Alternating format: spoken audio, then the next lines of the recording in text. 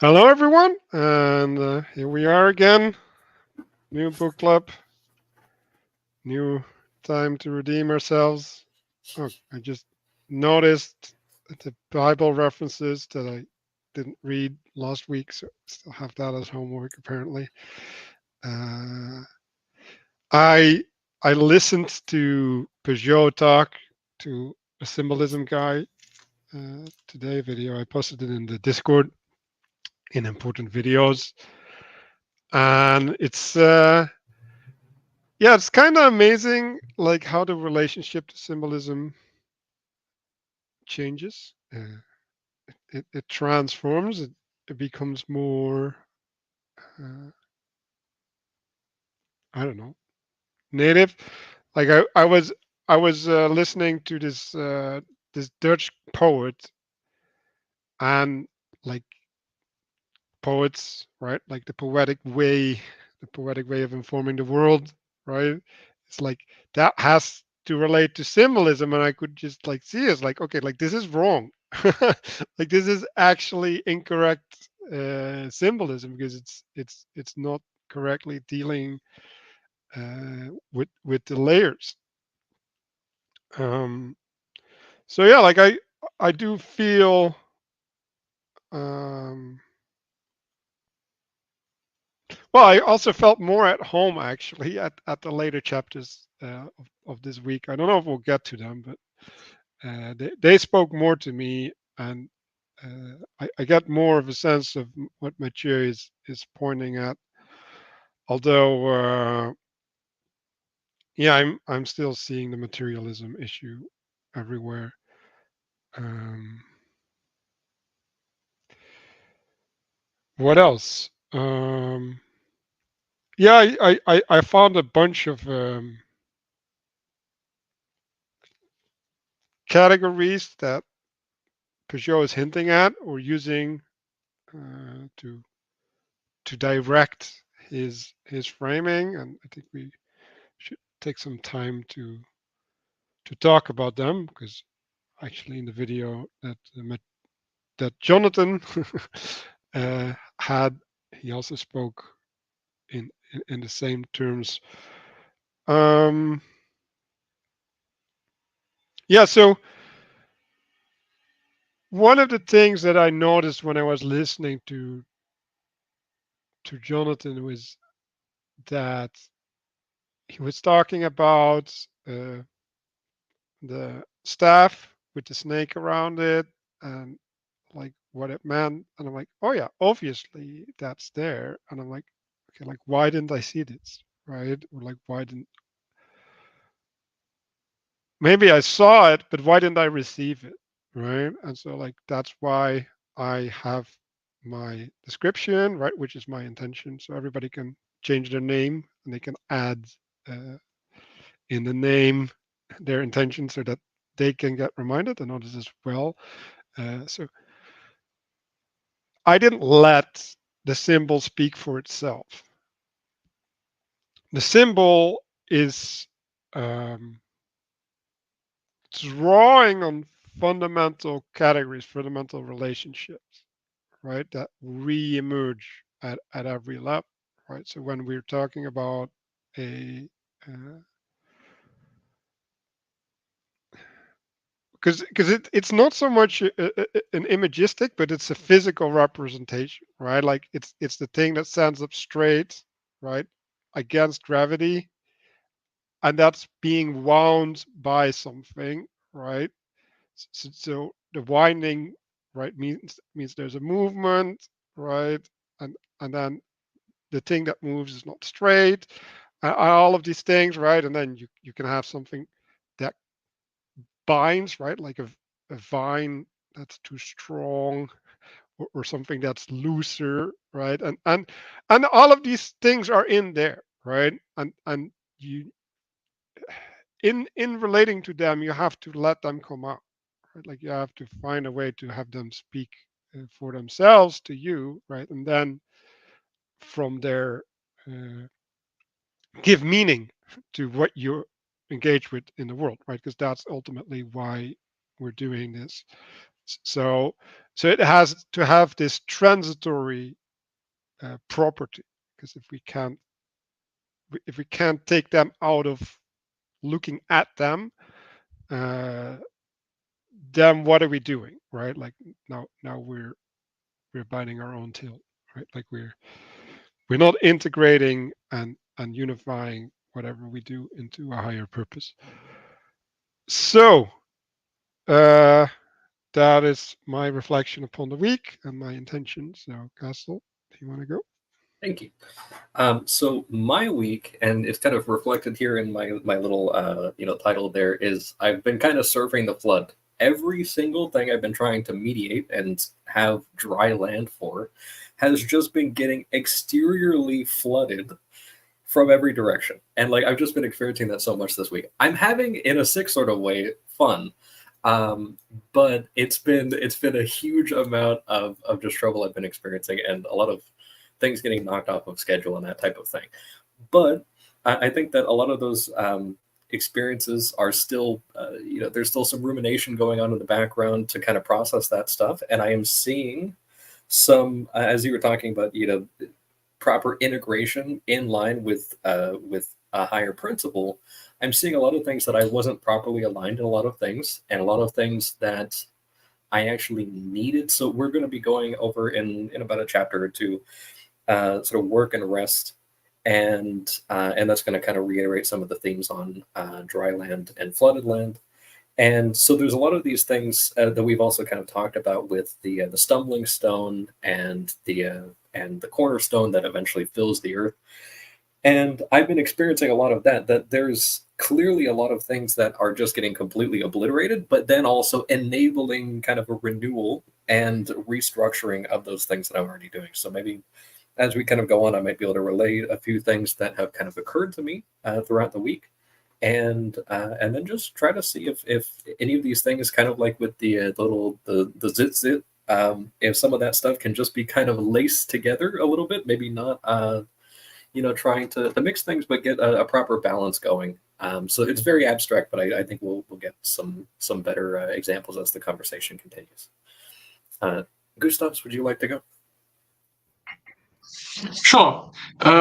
Sorry, I've been gone for a couple of weeks. I was on a trip, and yeah, kind of a holiday abroad, and it really has produced, or in some way has produced, some kind of pretty big change in me in perspective. It's let things pass back home, which includes the book club. Uh, the usual rhythms of life have gone on, and now it's time to kind of come back into them, but as a new person with a better attitude, better perspective, that kind of thing. And that's also my intention for this week, is to just reintegrate within the book club. And I think it's, well, also part of this week has been preparation for the book club. So I've been going back and rewatching the previous ones, which is quite hard work, and it's really difficult. It's much more difficult than actually participating in real time. So that's also given me some perspective on how I want to behave in the book club itself. So that's my intention. Daniel, would you like to go next? Yeah, well, I was kind of rushing here, kind of just getting my bearings, but I think the perspective of integration that I want to have when looking at the manifestations of time and space in these chapters will be to kind of consider what's it mean to be under something. So as we're walking through the chapters and thinking about, dry land, flooded land, etc., and the other manifestations, that's kind of the perspective that I'm gonna try to hold. I guess just as a quick reaction to what Gustav says, like there's just a lot of things have been passing here. I like that theme of things passing. Yeah, I made a lot of good friends in the last year, and some of them are leaving, and so blocks of time on a schedule will open up, and there's suddenly more space available. So that's kind of another sort of a perspectival meditation that'll be as a second kind of frame I'm gonna hold. Manuel. Mark's time. Yeah, so the past week has just been very chaotic, right? The chaos is increasing in general. So I'm watching people not acknowledge, that the game has changed, that order itself is at threat, right, or under threat. Um, has just given me sort of an appreciation for the importance of the symbolism, but also the importance of having what we typically refer to as grounding, right? Because one of the problems with, we'll say, pure symbolism, ungrounded, is that you can make lots of connections that aren't valid and aren't helpful. And I think that's a lot of what we're seeing. And so my intent is, as always, to sort of help, participate in the book club and the understanding in particular, uh, but also to kind of reflect on how we can understand how symbolic representations help us to adjust our grounding when we maybe don't have a good sense of it already. So that's part of my intention now. Yeah, and I want to expand a little bit on what Mark said. So you have, I think, three ways to use symbols ish, right? You have them floating in space, you can have them floating in a frame, and you can have them integrated within a worldview. And I think I think it's important to distinguish these things, right? And I think uh, like when we're having a symbol float in a frame, I think we talk about an analogy or something like that, right? Where there's maybe not necessarily a one-to-one connection, but it's a copy paste, right? It's like, okay, you're superimposing this over that, and now there's intelligibility that comes forth. Um, and the only justification for that intelligibility is because it's function, right? And then the question is, for like, how does that functionality integrate within higher purposes, right? And maybe I want to start there because I think uh, last week, or at least I was struggling. Wait, what? I thought I had a different page here. Um, I was struggling with right here the idea of hybridization, right? Because like it didn't make much sense the way uh, that it was displayed here, and like we didn't spend too much time on it. But I thought of a great example of a hybridization, and I think the best way to think of the two dark spots on top is as purposes, right? So if you make an item in the world that is serving two purposes, right? Like, so one thing would be like a camper van, right? Like you have sleeping or housing and moving as a purpose, right? So the first thing that happens is it can't fulfill its function anymore. Like like it's handicapped in both functions.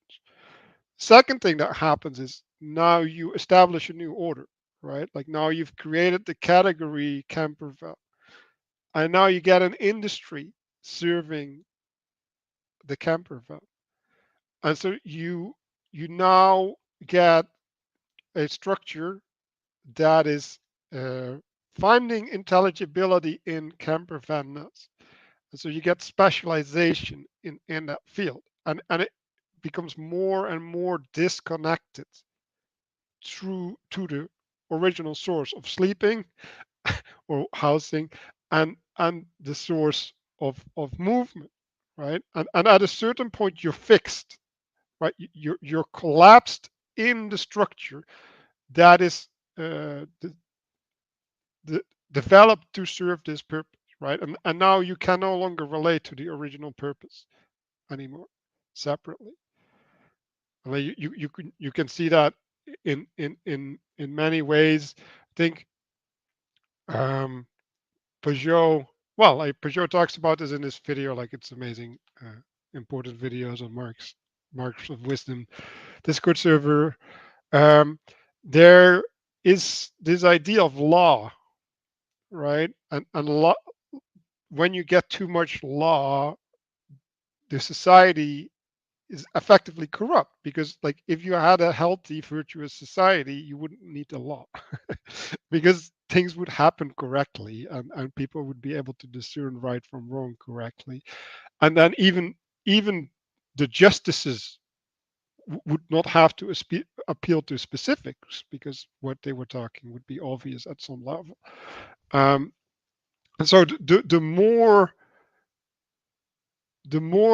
that you hang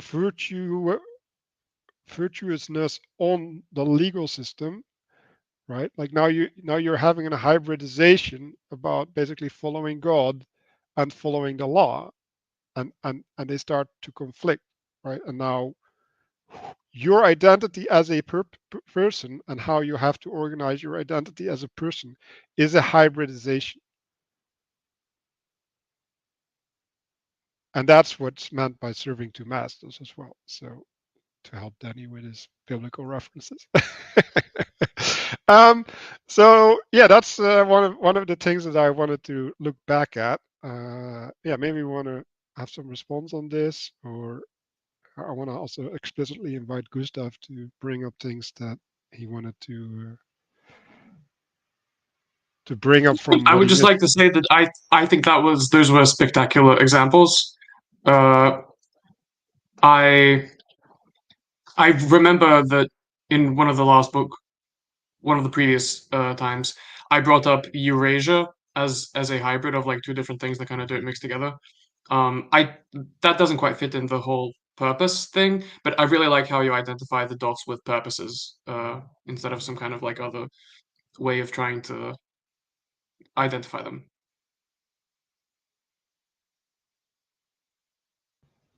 Yeah, Gustav, did you have anything that you were unclear of in your reflection on the last weeks?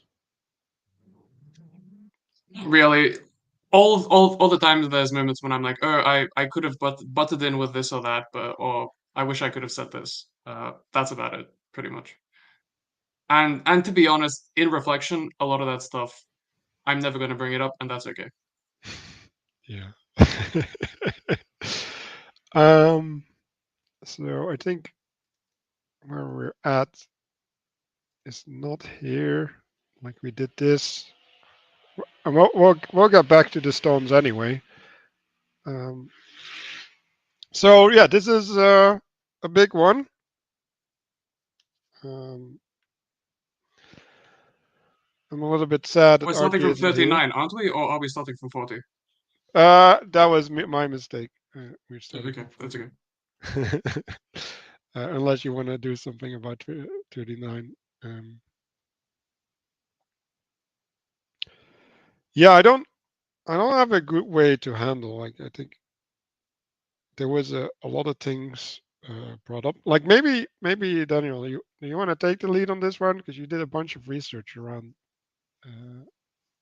this. So I was still kind of processing everything you said on chapter 39. That was, I mean, you said I really liked everything you said. That was very poetic and very deep.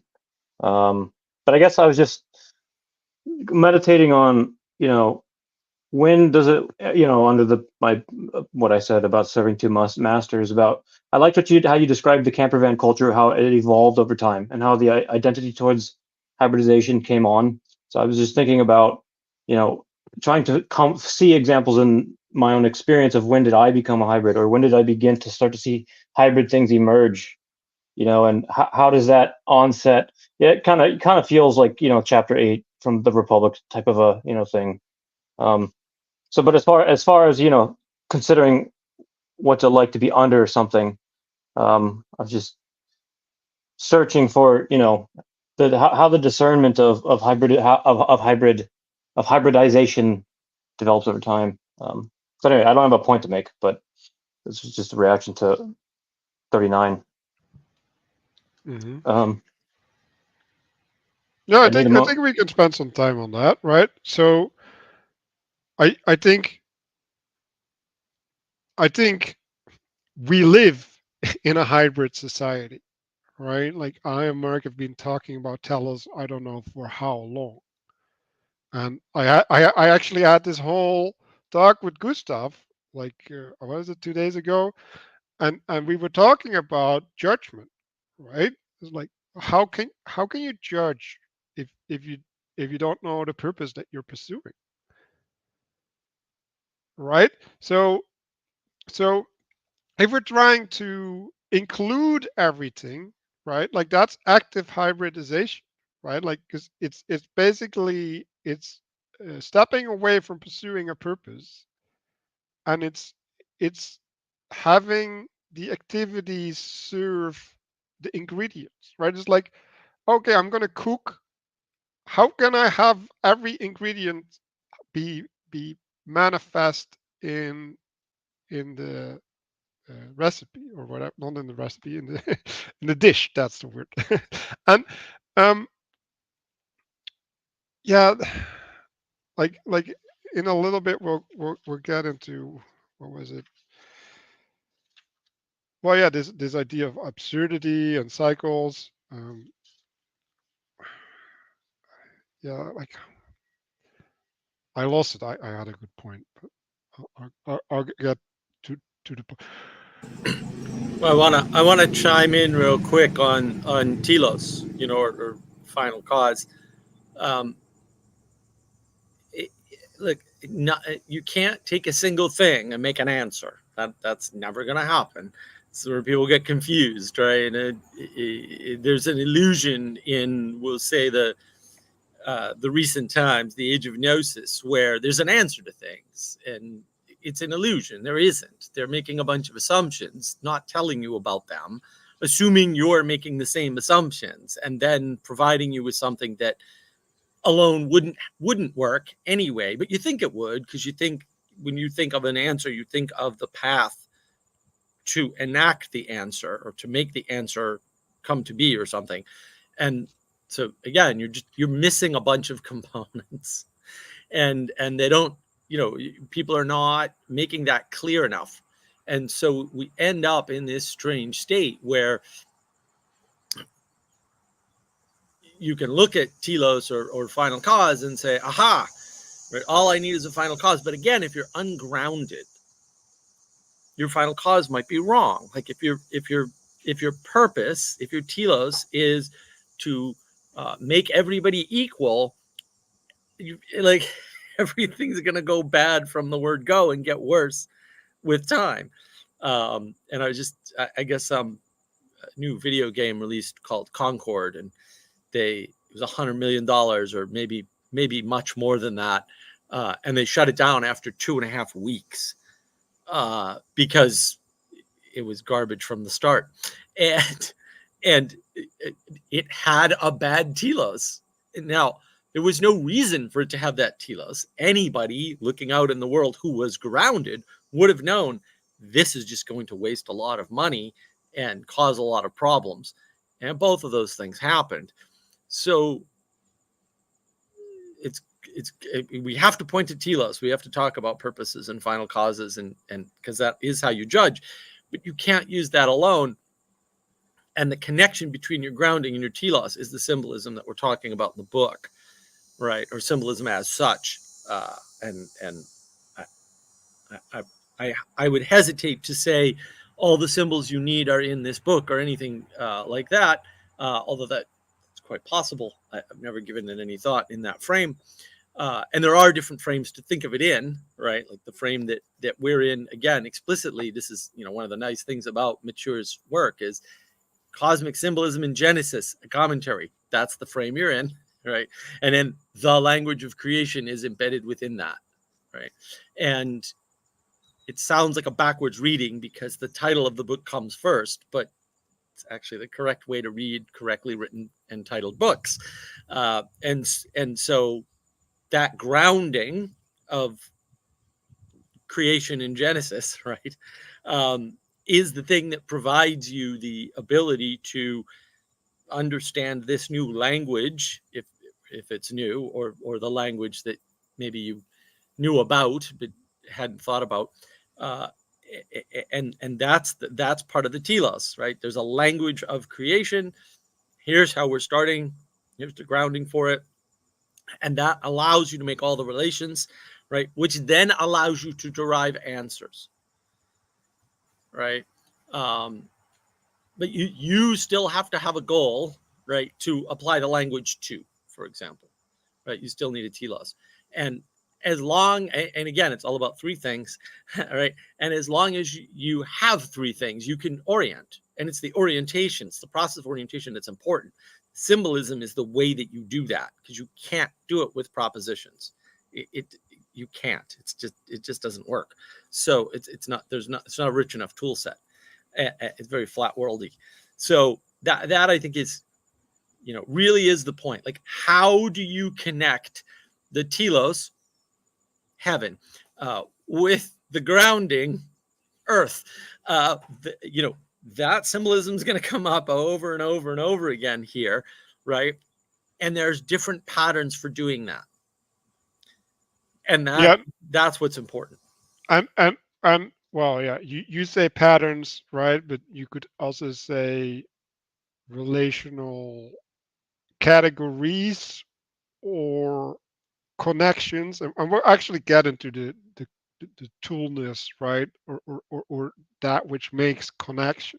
And I don't know if that's complete, because like this actor connection, and that's which acted upon, and I think they all have symbols and they have different qualities probably, but whatever. Like let's just get a little bit beyond that.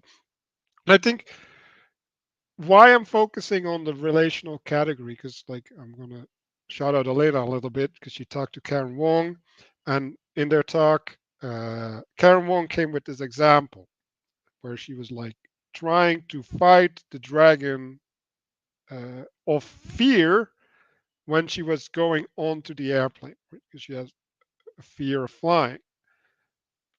And now, like, what is that, right? Like, and that's the question that they were struggling with, right? Like, what is this dragon, and how do you engage with it? Well, what's the engagement? Well, the engagement is the tools, right? It's the relationality that you adopt, right?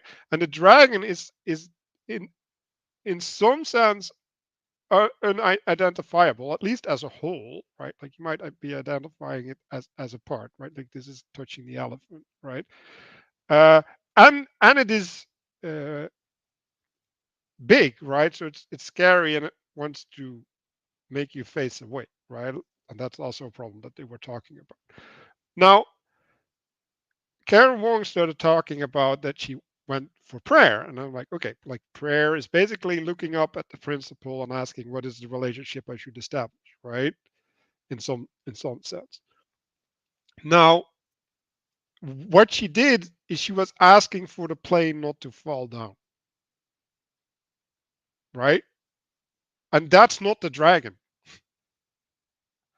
Like that's not the telos she should be in, right? And you could say, right, like, okay, so she's reaching for a telos and she's pursuing a different telos, and now you have a hybridization. Like I think that would be fair, right? But So also, could you put explicitly like what was the telos that she was reaching for and what was the one that she was like? well, the telos that she was reaching for was the material manifestation of the object of her fear not manifesting, right? So basically, she is not recognizing the spiritual warfare that she's engaged in, because like she doesn't have a say, and she recognizes this, right? Like that she doesn't have a say over this plane, like whether it will crash or not, right? So asking God for that plane to crash or not, like I don't know, like maybe God will listen to that, but like I'm highly doubtful, right? And the question is, well, like what needs to be healed, right? Like I talked with you about this good stuff, right? Like we're talking about healing, right? And like what are you healing? Well, you're healing a structure, right? You're healing a participation. Like how is our participation broken? Well, the participation is broken is that she's living in fear, not in hope, right? So so the thing that she should ask God to help with is with her fear, not with the manifestation of the fear. Because the manifestation of the fear will never resolve the fear. Right now we're back to psychology. Because like this is the sin of psychology. And I would add to that I mean, that a lot of times when you get caught up in fear, you are stuck in this sort of like reciprocal narrowing. So you're not thinking big enough.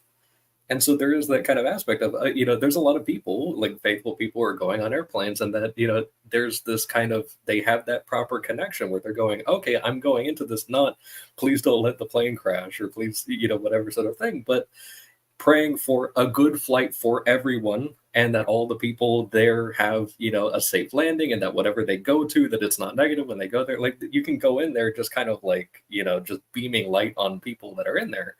And at that point, you're not even thinking about crashing or anything like that. You're completely like, you're not identifying against whatever sort of, negativity could happen. It's all just, okay, whatever happens, like, just let it be for the good. And, and then there is also that kind of letting go a little bit of like, okay, Yeah, I'm not but going to even physically grab worse, this. like if we are crashing, let us crash in glory. Right. Like it's like, okay, like crashing is an option and it could manifest. Like, am I going to spend the last seconds in fear or in awe that we can all like experience this in a serene fashion and with respect for our lives and all that stuff? Hmm. And so like what are you asking for, right? You're asking for embeddedness, right? You want to be embedded. And like I've been thinking a lot about embedding yourself, being embedded, right? Like what does it mean to set up your bed somewhere, right? Like that means that you're making yourself at home. It's like, and well, like we can reflect on this in a later chapter, because I think these later chapters are actually really appropriate to think about this, right? But the reason that we went into this is because of telos, right? And then in the connection, right? And this goes back to the hybridization, right? So we have a telos, right? And then within the telos, there gets a space created under the telos between the earth and the telos, right? And now slowly that starts taking shape, right? That starts to go here, right? Like the structure starts to conform, right? And so if that telos is wrong or incorrectly adhered to, that which will start to cohere will be corrupted.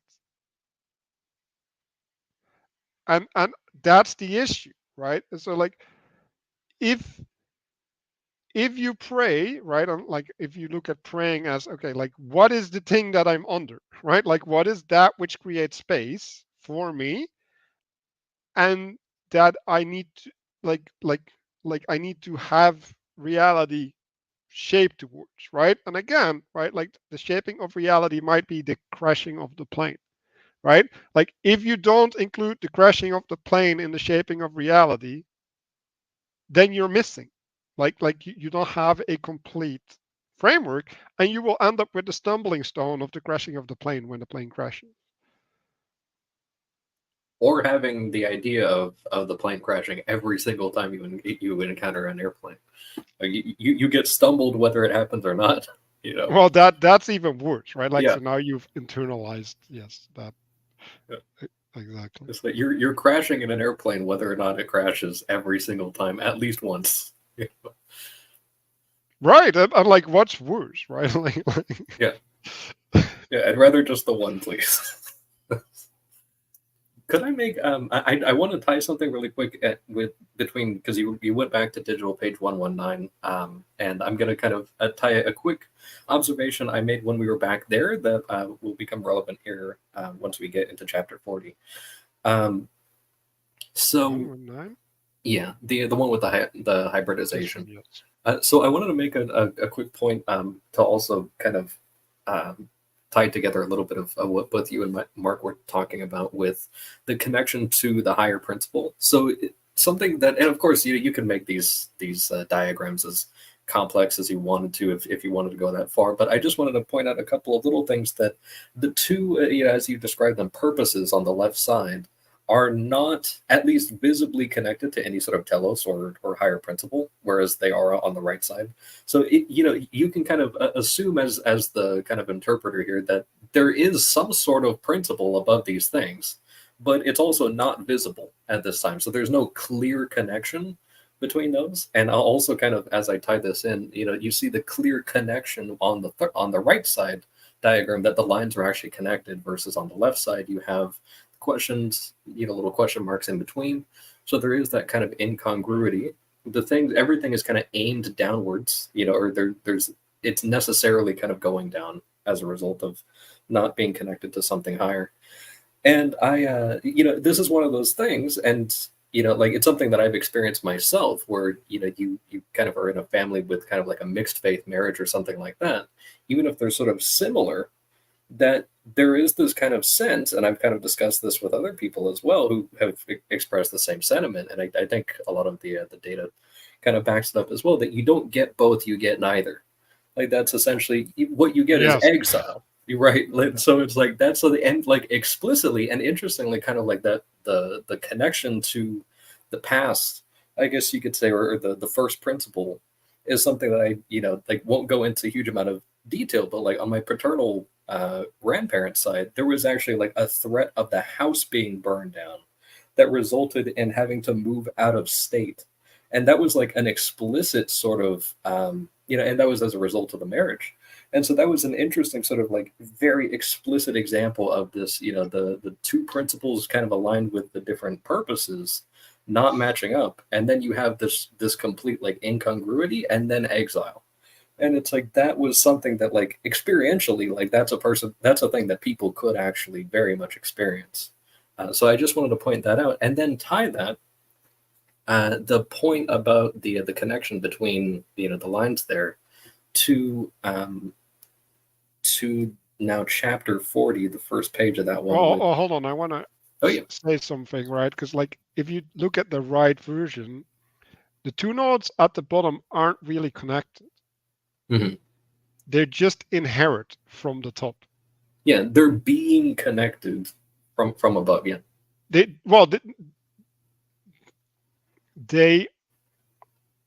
They commune in the top. Yeah. And thereby they can coexist. Like their coexistence is allowed by the top. Mm-hmm. Okay, now we can go. So I just want to quickly tie the that now when we look on chapter 40 at the diagram here of the tetramorphic cherub, that we see, one of the 4 points is actually the center point of the mediating human that's there. And I just wanted to kind of, it's too bad that RJ's not here, because we had talked briefly about the Zitzit, and that he mentioned something that I had kind of overlooked, which was that the wool fibers that are kind of laced together at the fringe of the garment are also connected by a blue string, which is kind of like an intermediary structure that is then tying it into the rest. So you have this, it's a bit of the below that is refined. So it's dyed, and it's a more fine sort of fabric. And then that is what's tying everything together. So I just wanted to kind of point that out also with, the human kind of standing in between the sort of lower animal things, while also kind of being comprised of its materials in many ways, but then also kind of being support and like kind of mediator downwards as well. Well, I want to kind of highlight quickly, the mediation is the important part. That's what keeps you out of the binary. That's why when you see a binary, something's drastically wrong, because binaries can't coexist. They can't ever. Right? It's not a binary. There's a mediator. And it's the mediation that's important. The mediation is usually outside of the two things, right? And that's what the blue thread is for, to make that demarcation, right? It's not to say that it has to be, I guess you call it tyrannical in nature or absolutist, right? It can be a little bit of each on the quote wrong side of the thread, right? But the thread is still there mediating in that case, and it's that mediation that's important, because again, you need 3 points to orient, and that's what navigation is all about. And those 3 things produce not 4 things, but any number of other things. And that's what the symbolism is for, because it's any number of other things, and it's not infinite, but it might be close. And therefore, you have to know which of the other things are valid given the other 3 things, right? And you have to be able to swap out the 3 things to maintain the pattern. And again, it's not an answer, right? But it points you to a way of participating. And I think we can see that very well. A few weeks ago, Manuel pointed out a really good point about the 3 sons of Noah. That you have, Japheth is kind of the heaven, and then you have Ham as the earth, and then you have Shem as kind of the center mediator. And that I had been, kind of going and looking at the sort of pyramidal structure of, okay, the higher thing is the higher and lighter thing and all this stuff. But just because something is lighter doesn't mean it's more integral than the center mediator thing. So in that way, that like in that case, Japheth is the heavenly one, but just because he's higher doesn't mean that he has the same level of influence as the center guy. Well, like if we look at this diagram or graph, there's all the meaning of the eagle, the bull, and the lion, or maybe not. I don't know if it's meaning, but like their validity or something, right? Like is only manifest through the human, right? Like they don't have separate being. and I think it's important to realize that, right? So the mediation is that which sustains the being of the parts. Yeah, so in a certain way, even though the eagle is kind of above the human, it's still submitted to it. So like the human is like this kind of the sustainment of the entire thing in the middle. Because I think even in the Genesis story, Adam names the birds as well. Yeah, and I think in the New Testament it says that the angels' servers will be above angels, but I think it's important to realize that that's only at a certain point, right? Like basically after you've been given authority over them, like because I think we have to realize, and this to go back to the Karen Wong story with the fear, right? Like one of the things that was mentioned is like I don't have any agency in relation to this dragon, right? And so like what are we talking about, right? Like yes, we can't control the ego at some point. Like we don't have dominion over the ego, but we are promised that, right? And we can get there if we go through, well, basically having the adherence to the right principle or following Christ. Well, and also the goal of control is an incorrect goal, right? You want influence, maybe, but maybe no influence, but maybe participation, right? Because in some ways, when you don't understand influence and the fact that it's multi-directional or bidirectional at the very least, you misapprehend everything in the world, right? Because you try to pretend like, well, I'm not influenced by that. If it's in the world that you're in, you are influenced by it, period, right? And also you influence it somehow. It may not be the way you want, right? So you need to understand that, because that is the basis for the idea that, in fact, what you do matters, right? Because your actions influence and are influenced. It's also the basis of the idea that, I think Paul Kingsnorth said this, humans are fundamentally religious creatures, right? And so If you believe you do not have a religion, one will be provided to you without your knowledge or consent. And so you'd better know what you're worshiping. You'd better know what liturgies you're participating in. You'd better know what influences are managing your attention or shifting your attention, right? And if it's this, shut it off. Like mine's not on right now for a reason, right? Because I'm in the middle of this, and I keep it there for reference, so that I don't have to interrupt what I'm doing here, in case that happens, which I don't think it ever does. But that mode, I could see this as a machine that moves my attention against my will, right? And then go, well, I don't control it, but that's a lie. I could actually shut it all the way off. I control it completely. I am not a slave to this at all. I could make myself a slave to this. That's not hard. People do it all the time. They're wrong about that, though. They're just giving up their responsibility and therefore their agency for no reason, right? Oh, this is how it works. Is it, though? Is it? Or is that just how you're used to it working? Or is that just how you want it to work so you can be lazy, right? And sometimes things, it is how it works, like with the video game. Yeah, if you make a video game about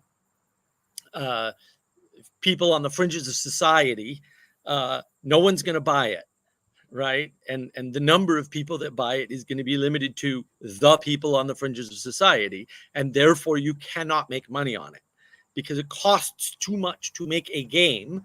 And if it caters to less than 10% of the population, it cannot be successful financially. You make that game on your own time, go right ahead, right? But that's not the way it works. So it's not like not the way it works is not a thing, but you have to be able to discern, is that actually how it works? Or is that limitations I've placed on the world that aren't real, that they don't exist, or they don't have to be that way? And you need to understand that, because that's the difference between being on the plane and having your attitude spread out to the moment, or looking up, right? As Castle exemplified, right? Looking up. I hope everybody has a good flight. Well, everybody happens to include you, but you're not focusing on yourself, and therefore that's a more positive and less flat world way of looking at the world, right? You're trying to enchant the whole plane. And to Manuel's point, that solves the problem of, if the crash that obviously you hope doesn't happens, the glory can still manifest, that's the important part. The other part isn't as important. The important part is that looking up, orienting up, and outside of yourself gives you this ability, right? Whereas focusing on some kind of dragon or whatever, it's very insular and it's very reciprocally narrowing. And again, this symbolism is supposed to show you there's a top, a bottom, and a middle, guys, and it's important. So now I'll bring in this graph here, right? So you have a relationship to the up, to the straight, and a down, and those like we had the, I think everybody got that because it's not difficult. We had this other amazing picture of heaven, earth, and the union, right? And in some sense, right, this is the picture of heaven, but like, what does it mean to look up to heaven, right? Like, there's different relational qualities, right? Like and so when you're looking up, right, like you're creating a space, right, for things to happen in, right, for the land to be come dry in. And if you're looking straight, you're participating in the space that is established, right? And I think that's what we're trying to do when we set an intention, right? Like, we're just, okay, we're trying to set the space. Like, we don't really know what, like, what does it mean to let things speak for themselves? Like I have no idea what that space looks like, right? But I need to walk, I need to participate in that space to get a sense of it, right? And like now we get back to this relational category idea. It's like, okay, so if I never develop the sense of letting things speak for themselves, then how can I ever have things speak to me? It's like now literally like to use the flash, right? Like I need to have a flash from heaven that makes things speak, right? And this is maybe, well, maybe not the opposite of what Marx said, right? It's like some things aren't possible, right? So sometimes things are hyper salient, right? Like they just show themselves to you for whatever reason. Like that's a flash from heaven, right? Like that's a lightning striking. Um, and then you can look down, right? And like we've talked about looking down a lot, like that's reciprocal narrow, right? It's like, okay, like I'm going in a plane and I'm only going to deal with one aspect of being in a plane, the fact that it can crash. And I'm not going to have any eyes for for anything else that can manifest in that situation because I'm locked in this relationality. And yes, like if you are, like the Bible talks about traps, right? Like being snared, uh like that if you're in the snare and like other people can set up that snare for you, yeah, like this is like enchantment, careful, right? um if you're in the snare, like how do you get out? And like to go back to the telos, what are you praying for, right? Like if you don't realize that you are in a snare, right? And and that what you need, or that you're under a yoke or whatever, right? Like any constraint placed upon you, if you don't realize that you need to be lifted out of there and set in a different frame on land, right? Then you you don't have agency, right? Like at that point there's no action available to you that can manifest salvation. And well, like I actually looked up this idea because Elena was talking about redemptive knowledge, and I was like, holy cow, like what is this? So I asked the AI this redemptive knowledge. But basically we're like, and this is the Peterson psychology aspect, is like, oh, if you start putting yourself in different frames effectively, right? Then the knowledge of being this other flame can redeem you from your stuckness or something. Like that's basically the way that he uses it, and I think it's horrible framing. Like never use that idea ever. Like because like it's not connecting to the principle. Like it's not connecting to the talents. It's just it's just swapping one snare for another, and it's like your problem when you get ensnared is that you let yourself get ensnared, not that you're ensnared. Like that's secondary.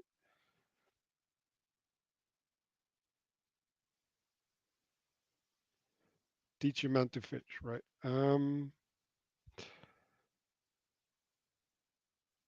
So now I'm ranting. We want to go back to the book, or is there more? Yeah, does anybody have any notes on this particular chapter or anything that they want to highlight or question? I mean, did we get this? I think I have something to say about like the next page, but not this page.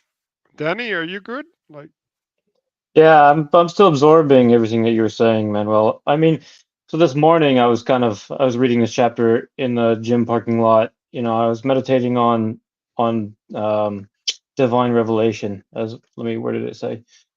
The patterns of metacognition through which the creator is revealed to the prophet. There's another line somewhere else. I don't have it in front of me. But anyway, I really like what you said about if you never let things speak for themselves, how can you ever allow things to speak to you? So anyway, as I was reading this, I don't know, I just kind of like stopped reading and looked up, and I had like a nice view of trees and the sun and everything. And I was just kind of watching my thought process as I changed my context from thinking in one kind of way about what divine revelation is to shifting my attention under potentially a different purpose, in terms of thinking about what does it mean to understand this. And then, as I kind of look up and I just decide to chill out for a minute and kind of enjoy the view. Sort of, I don't know if this sounds kind of crazy, but I'm sort of attempting to. There's something. Anyway, I was just sort of trying to just experience that as I read this chapter. So for whatever that's worth. Yeah, and like that's good, right? Like you try to embed yourself in, and only then, right? Like only then when you're like, oh, like that, what happened to me is corresponding, right? So there's a, it's using the same word, right, in some sense, right, or the same relationship, and not, then you can start seeing that, right? Like if you never make that space, it's like it won't happen. Okay, Gustav. Yeah. So talking about how the cherubim they create the space for the divine revelation to manifest. So it has four directions, right? Which is fine, but um, I've just been thinking a bunch about the other pattern, which I also brought up another time, which is how you have this the divine space which is in between the two cherubim, which are on the Ark of the Covenant. Like they are also kind of flanking the revelation that is in between. Like they also kind of create that space. And that pattern comes up a bunch of times. And sometimes that space in between the cherubim is empty. So for example, so some more biblical examples. For example, after after Christ's resurrection in his tomb, he has one angel standing at the head and one at the foot of the, what's it called, like the slab where he had lain, right? And there's like the empty space in between, and that's Oh significant. yeah. And then you also have a similar pattern, which is that Christ also has a donkey and an ox at his cradle. And then you also have, what was it, Moses and Elijah, which kind of flank the the third angel in the middle. And I do like, I'm just offering up some examples because I'm really excited by them, pretty much. But it's a different kind of space, like this is, in this chapter, the space that is presented is one of the cherubim, where you have the four directions, and then you have this kind of polarity where you have the two poles of something allowing for the space in the middle. And it's kind of similar also, I think, to how you have the waters being separated, and then you have the space in between where the tree can grow, or something like that. I think it's more of like the heavenly and the earthly pole, and then you can see both of those poles, and then you kind of make it horizontal. I don't know. Yeah, Maybe that strikes I something for I you think I think guys. that's going back to, well, the lion and the bull chasing each other, right? So that's the yin and the yang, right? And the yin and the yang is under the the connection between heaven and earth, right? So they're circling, right? To go back to the symbol, right? Like if you have the tree and the circling goes up, right? You get the spiral, right? You get the snake. I think there's also something there, right? Like so that there's probably a healthy version of that, right? And maybe that's what glory is, right? And then there's an unhealthy version of that, which is the snake.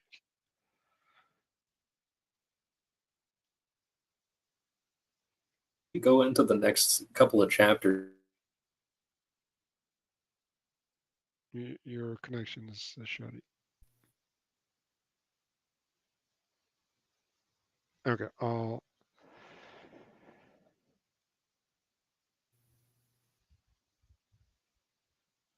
talk a little bit about the comment at the bottom. All right. So it's the building of a definite space.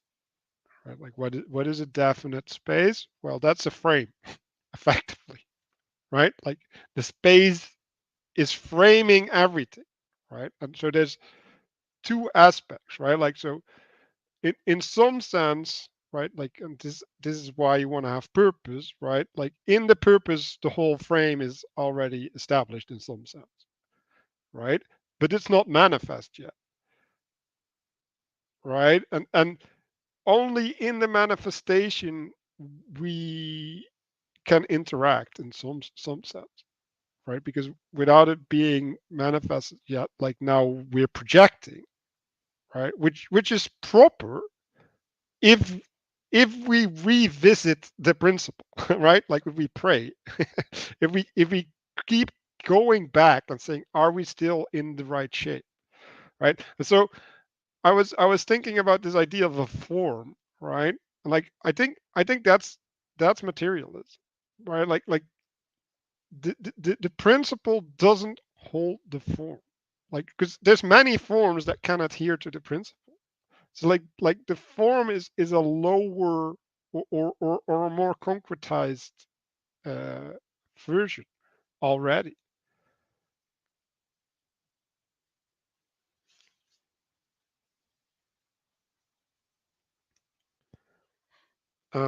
Yeah, and Um, and holding to a certain form, even though another form might also fulfill the same principle.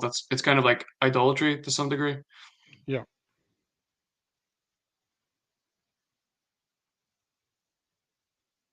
and like this is what you get, right? Is you're like, well, I'm just gonna look for the higher form that will inform the form, right? You end up in this infinite regression going up. And it's like no, like you just start with the top. Like don't try and climb up.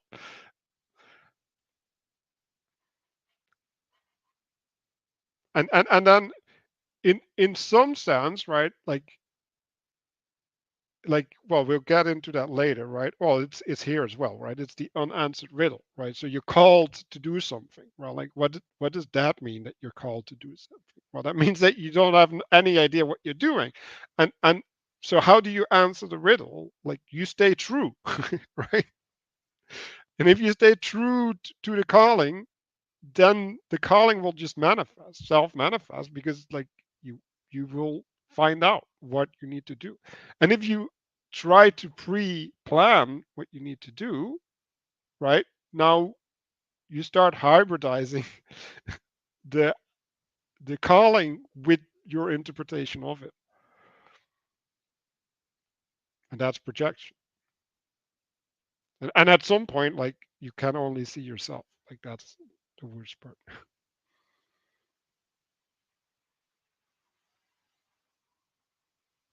Also, sometimes maybe you have a situation where you've only ever seen one example of how it's done, and then you can't really tell the difference sometimes because we're stupid. Danny, did you want to add something? I mean, I was just sort of thinking about. I like the example Gustavus gave about proper space. I was thinking about the proper space for divine revelation this morning. He mentioned some. Was it like tombstone? An angel laid something at the head and foot of something. Yeah, This idea? so one angel at the head, one at the foot. Of Okay, Christ's what is it? Tombstone. Yeah. No, there's no tombstone. There's the thing that carried him, whatever. Like, but just well, the image of the spaces in between. You know, sometimes there are images of there being gaps between like sin and purity, for example. But I was thinking about, you know, two notes in the right tune in the right space apart is harmony, and the harmony is a third thing. And if hybridization is bad communion, then the purity of unity is important to create harmony. You know, so I was thinking about harmony as being as everything in its proper place. You know, that's the utopian city led by the good king. yeah, There's mention that the frame is yet to manifest.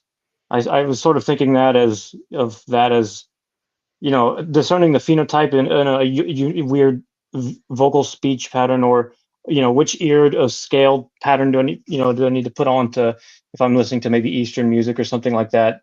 You know, you can hear two notes, and there isn't an implicit frame that I was just sort of imagining that experience as a time when that sort of phenomenon might happen. I don't know if that makes much sense, but yeah, I don't know. There's just some sort of thoughts around proper space and proper space for divine revelation. Well, like a lot of times, right? Like Israel was called to worship in the desert, right? And what was Jacob was called to wander the earth, right? That's the unanswered riddle. Like what? Like there's nothing there. like he doesn't know what he's doing. Yeah, I wanna link that back to the thing that no one seems to ever talk about. It's the exploratory mode, right? The unanswered riddle is, there's probably always an unanswered riddle out there for you, right? If you choose to seek it, and then it's a question of whether or not you should choose to seek it. Different problem. Just because something's there doesn't mean you should, right? You should go after it. But that's that exploratory mode, right? That's the cycle. It's going to get linked to the cycle of time effectively, and that's actually important at that circular engagement. It's also the wandering in the desert, right? We don't know where the homeland is, right? Yeah, right, and we don't know how to get there. Yeah, irrespective of whether or not we'll say physically how to get there or something, because that's not what's going on there. You have to wander until you're fitted to the place that you're supposed to be in that instance anyway. And that's important to recognize.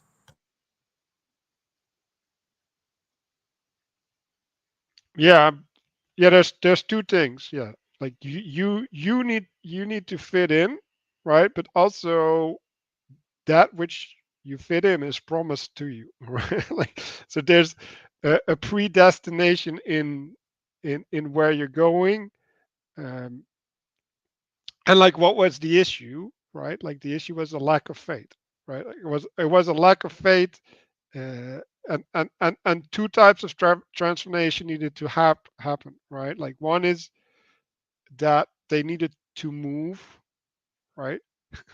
They needed to reorganize, but they also needed to go up the mountain and get the commandments from God at the same time, right? So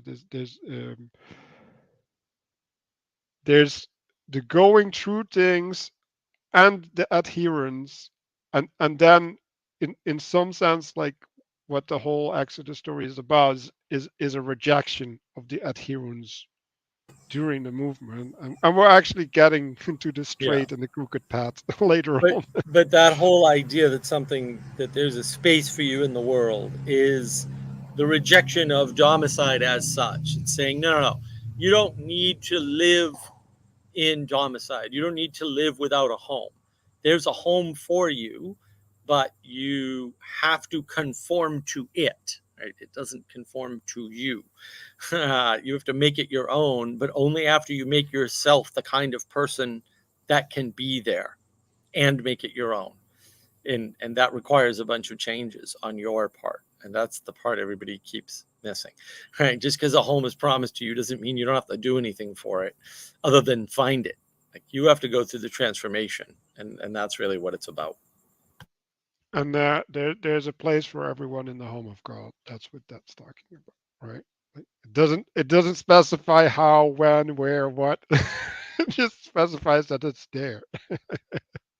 Yeah, your place may not be what you think it should be or what you expect. That doesn't mean there isn't a place for you. That means that you're rejecting the right relationship or something, which is really what this is about, right? There's the idea of the unanswered riddle and then the answered riddle, right? And the answered riddle ends up representing structure as such, right? Or proper relationship as such, and proper orientation at the same time.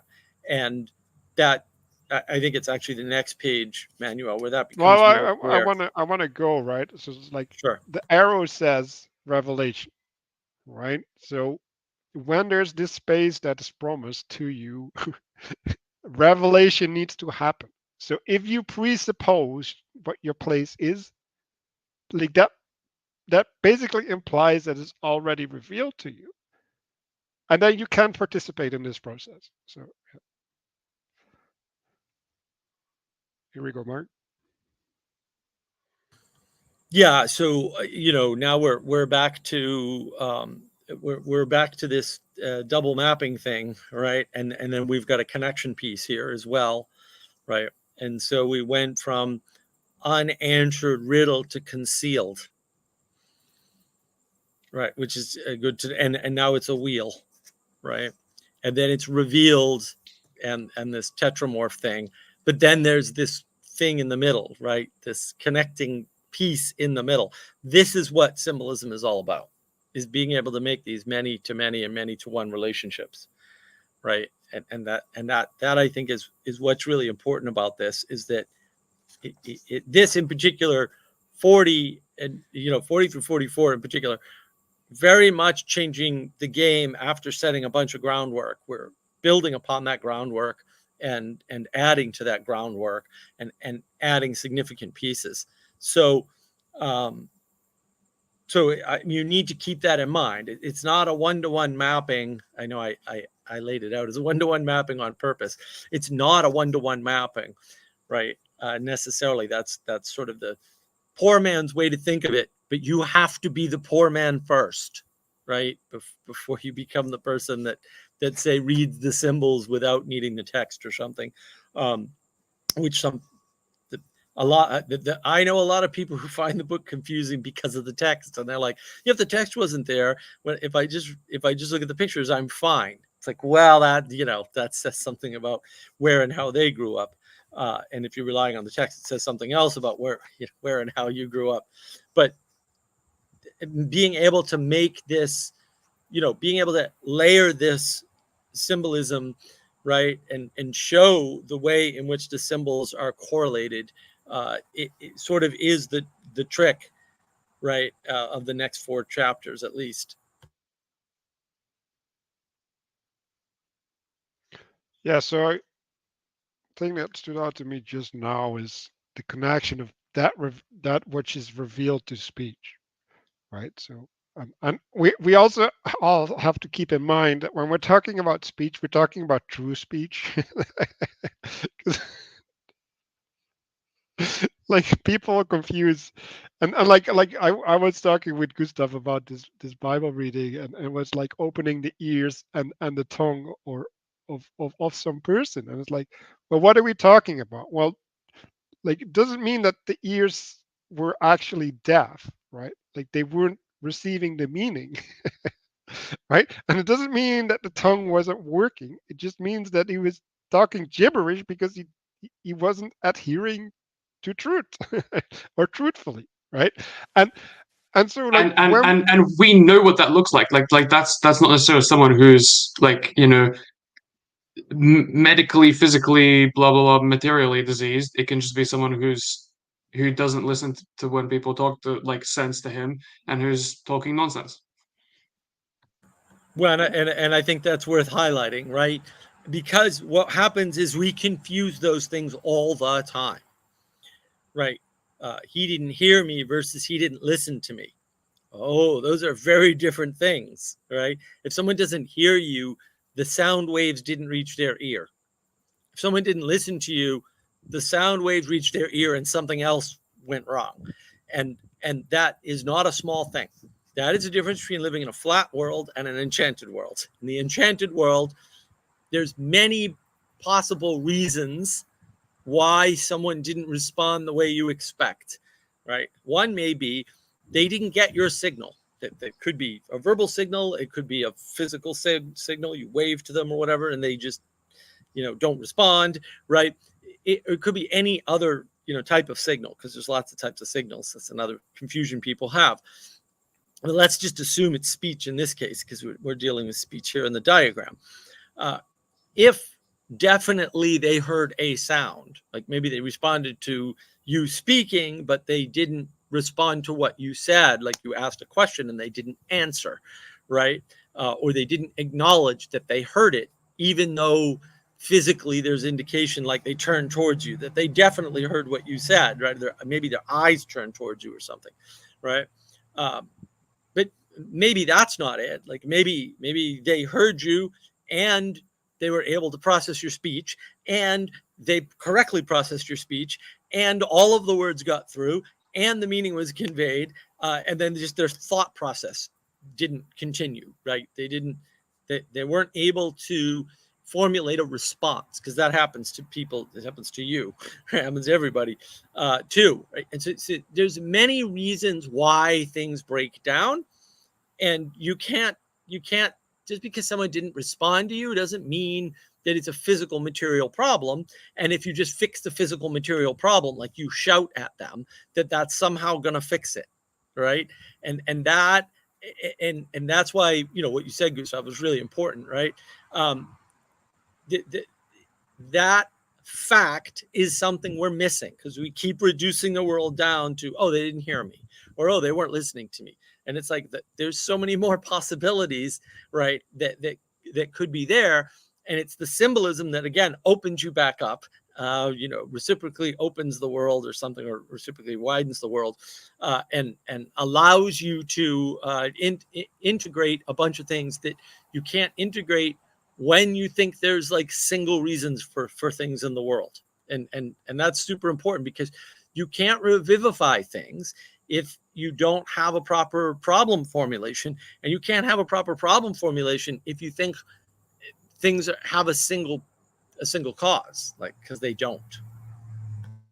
So I want to expand the idea of hearing and listening a little bit, because I think the idea of hearing is related to receiving, right? So like, I didn't hear you can mean I didn't get the sound waves in my ear, but also can mean I didn't catch your meaning. All right. And listen is the adherent, right? So like, to listen is to open your ears, right? Like, and that's included with the will. But to listen is also to follow the implications of what is spoken, right? So it is an adherence. Like, now you're aligning yourself with basically the authority that's conveyed through speech. That's what listening means.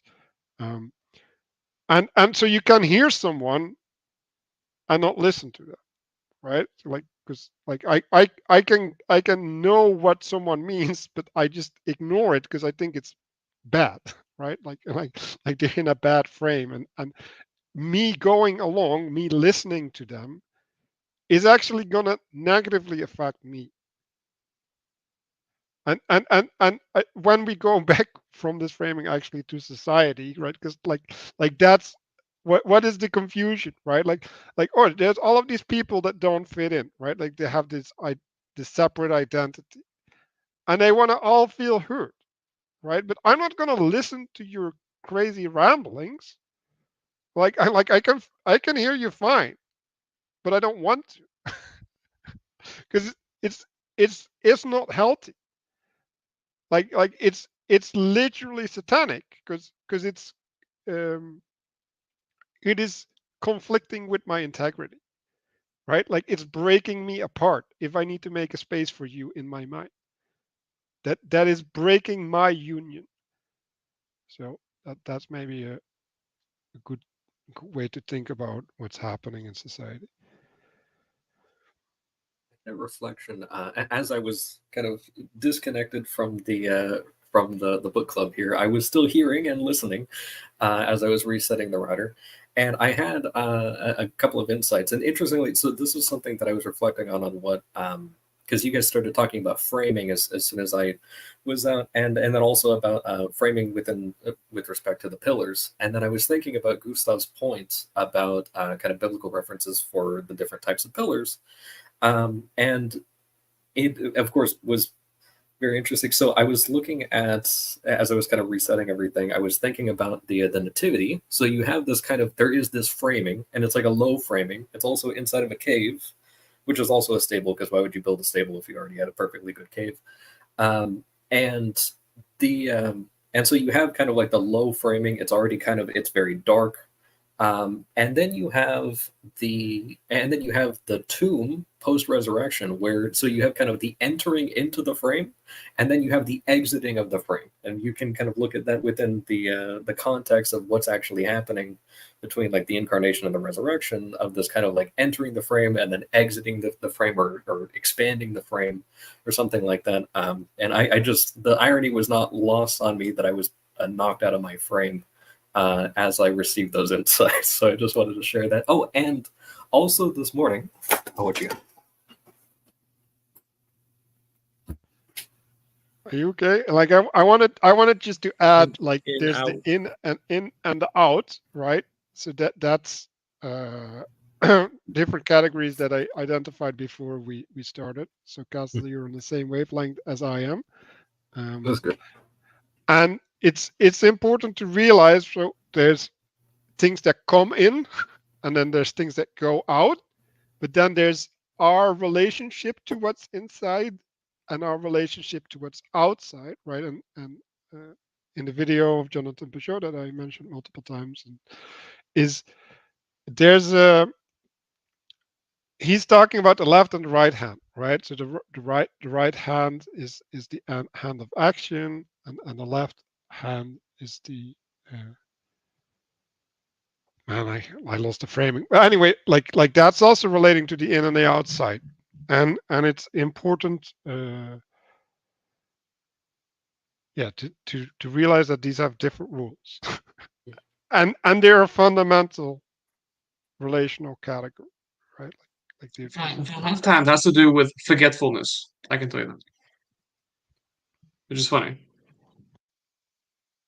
Yeah, I really like the left and right hand stuff, because it's the left hand, like it's the remaining hand. Okay, I have two hands. You got the one that does all the stuff, and then there's the other one, that's there, and that's also like kind of, I think of like knights and stuff, where you have the sword hand, which is very dexterous, and then it's like, okay, this is good to hold a shield, which is usually round in some way. So you kind of have the two pillars, and then one is a lot of times maybe even kind of horizontal, holding a shield, or even like kind of to the side holding a shield, and then you have kind of the outstretched sword arm, is usually how I kind of look at that. And I'm seeing a lot more kind of implications with the pillar stuff, and kind of like the left or the remainder pillar, or kind of like the exterior pillar or something like that. And it reminds me that actually just this morning I heard someone was talking about, there was a Saint John Bosco had a vision, and it was really interesting that he had, this was in the 18th century, and he had a vision of, and we're going to start getting into, I think John the other week might have had something, he was wondering about like masculine and feminine related to time and space. And this vision that St. John Bosco had was, I won't go into the whole thing, but it was kind of involving like a ship or an ark in kind of like a storm-tossed sea, and that it wound up, in order to survive that, anchored between two pillars, and the left one was explicitly red and explicitly related to the feminine, and the right one was explicitly white and explicitly related to the masculine. And so that was a very interesting one. If the folks at home want to kind of pursue that a little bit, all of that symbolism is present in this book. And that was a very interesting one to kind of reflect on this morning, as I heard someone who had no connection to any of this stuff was talking about that.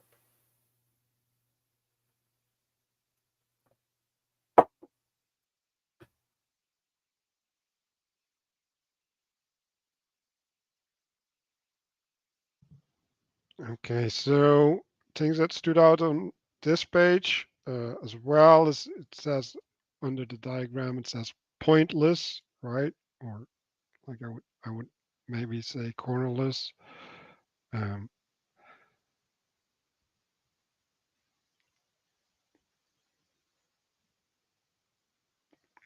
it yeah. So you can look at the square, right? Like if we're looking at it as a spatial um, thing, right? With the four directions, four winds. Um, you could see it as an arrow, right? Like how far is the wind, or how big is the wind left? How big is the wind right? Um, and then basically, what does that mean? Well, that means that that's revealed or that's stretched out, and you can see that as a point. So there's a framing within there, right? And you can then, from the point, you can markate the square, right? Because that's what's happening here. Although it doesn't have to be square, I guess, at that point, because left and right doesn't have to be equally stretched. But then, like, I was thinking about this, and I was like, I wasn't feeling okay, right? Because like what is this space, right? Like the space is all inherited from the principle, right? So the proper way to think about the space is from the principle. And if you start thinking of the space from the space, then you start misunderstanding the space. And so, like, it doesn't mean that you don't have to be in the space, right? Because, like, if you're not in the space doesn't make any sense. Right? Like it needs to be navigated in some sense, right? Like it needs to be given meaning. um so yeah, I'm just seeing this tension in the book, and I don't think the primacy of the top, although the arrows is kind of doing this here, but I don't think it's uh, present enough. Let's just say it that way.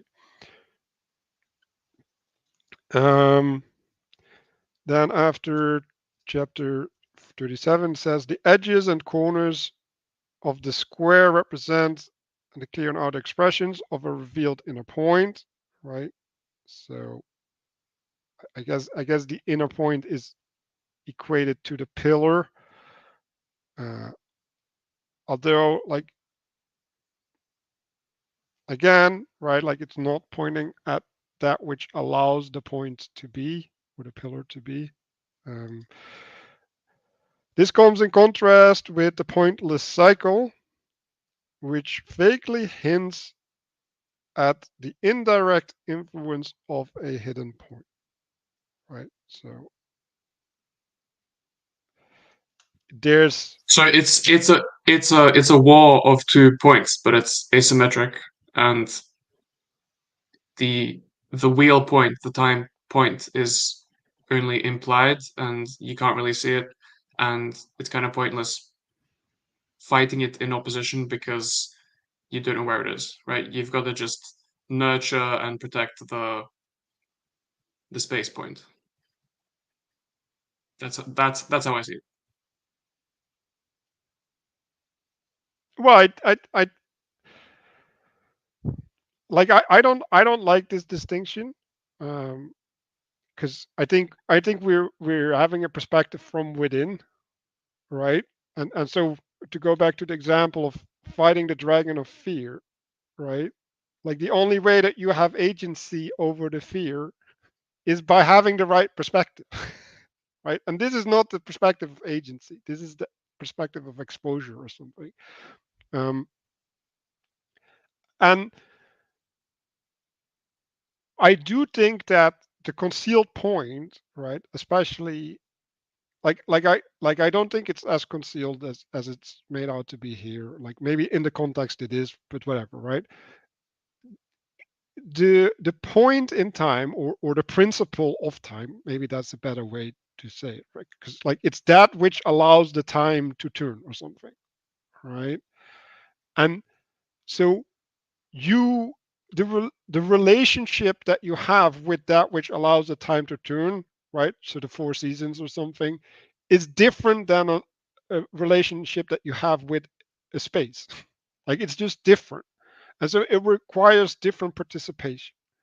But I don't think this concealment or something is necessary, if that makes sense, right? It's ineffable, right? But the principle is also inherently ineffable of a space, right? Like both are ineffable, and And the fact that they're different, like, require it's because you relate differently, right? And like a while back, Pageau said actually like that they're the same from a different perspective or something. Like I don't know about the sameness, right? But in some sense they're the same because they're the axes or something. They are that which defines what is around them or something, right? Like that which turns around them or serves them. Maybe that's a better way to see it, to serve.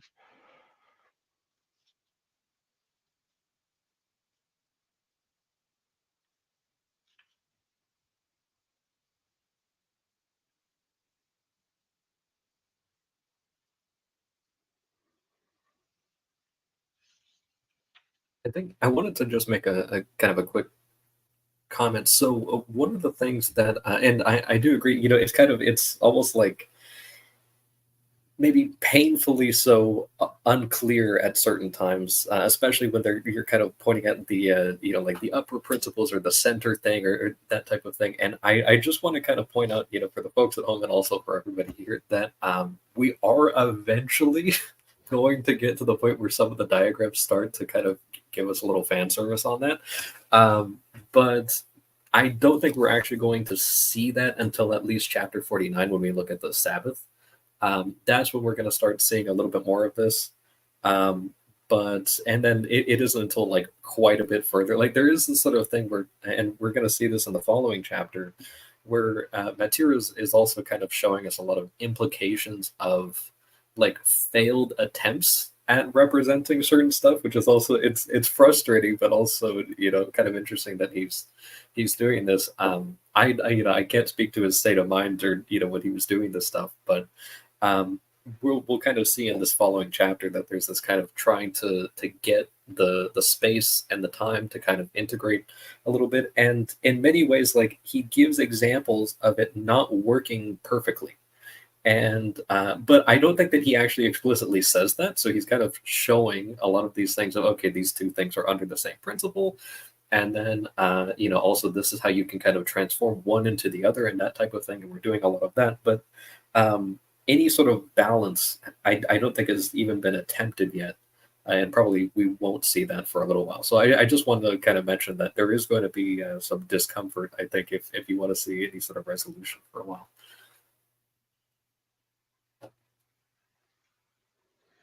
Danny, did you want to add something before we go on? No, other than I was just going to connect what you said about to the person who's speaking. I can hear you just fine. It's not. I don't want you. It's not healthy. Thinking of that as being satanic. I mean, that sounds to me like you're describing purity. And when you're disharmonious, you're weak, and your force is dissipated and fragmented because you're constantly being in many different places and never staying in one place. But when we think of purity, a lot of the time we have different imagery, like the unblemished lamb as a picture of perfection. But I think that purity is more of a force of concentration behind it. That like the Bible has injunctions to guard your mind, which sounds forceful, and so purity feels more like a protective or a proactive, planned, occupation of attention. Not like I'm frolicking along and then I'm gonna draw my sword and slay the temptation that happens to pop up, and thus remain a spotless lamb as a consequence of my strength.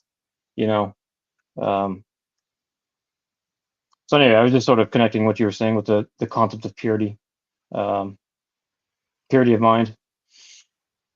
Well, I think it's kind of like it's a simplicity thing, right? So you're not allowing yourself to, or maybe as like a protector is not allowing whatever the pure thing is to be hybridized or to have too much of this additional like non-integratable multiplicity kind of coming in. Right. So I actually made a note about this for me to explore after this, and it's related to hearing and listening and humility, right? So if someone else is impure but humble, I'm willing to listen because they're not going to impose their impurity upon me. And so like it's not about the impurity. It's about the relationality and the meaning of the impurity. Right. And I it's you can't be pure of mind. Right? Mind is, impure material. You can be pure of thought, but that involves your orientation towards your telos, right?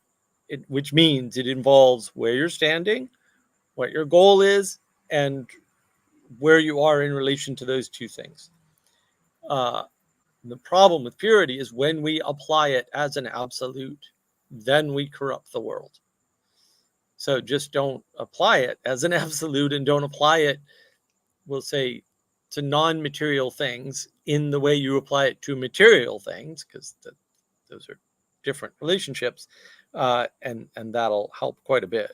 I mean, the reduction of things to purity is a real problem, because the way you define purity materially and ethereally, we'll say, are totally different and have no overlap. And the way you apply purity to a relationship is also no overlap with the other two, right? So purity is not it in and of itself is not a pure concept in the way that materialists think about it. And that's, I think, where we get tripped up again. It's this reduction, right? We keep trying to flatten the world so we get an answer. And it's like, well, there aren't answers, right? There are only relationships from a place to a place that you are participating in. That's what you got. It reminds me. Okay. Like I think there's an idea of spiritual purity. I see it as like you have established a city, right? It's like, well, do you allow foreigners in? Yeah, sure. Do you allow foreigners in positions of authority? No, because they're corrupting the hierarchy. Like if they're in a position of authority, they're not a foreigner. Full stop. Like they have to be in union with the city. If they're not in union with the city, they're not allowed to be in positions of authority. And so like that's purity, right? Like purity is not the exclusion of the external. It's having the external. Right, it's a proper inclusion of the proper relationship of it. And we tend to see it as a clear, bright line when it has to do with the relationality. It reminds me a lot. There's this book that I've mentioned once before by a Father Cajetan called Humility of Heart, and it's kind of a brutal book. It's a short book, but you could probably go through it in 4 hours if you can take the beating. But he goes at one point and he describes, he's talking about humility among virgins, specifically like nuns and this type of thing.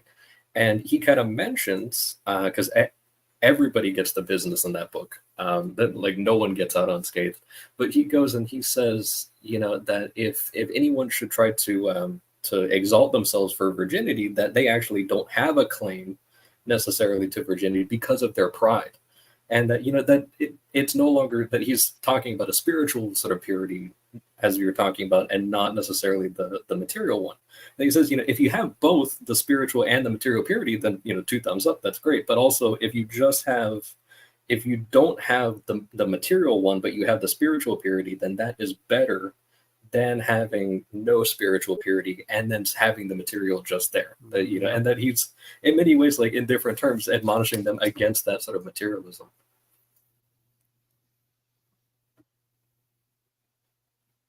Yes. And so like to put that back into hybridization, right? Like if you're spiritually impure while maintaining material purity, like now you're a hybrid. And I think that's if you are materially impure but you're spiritually pure, now you can be redeemed, or you are redeemed. Like I think actually that's the definition of redeemed, right? Like it's having the material sin or the flesh sin and recovering the spiritual relationship after the sin occurred. Okay. Now let's see how far we can get in the next chapter, because we didn't go fast. So work and rest.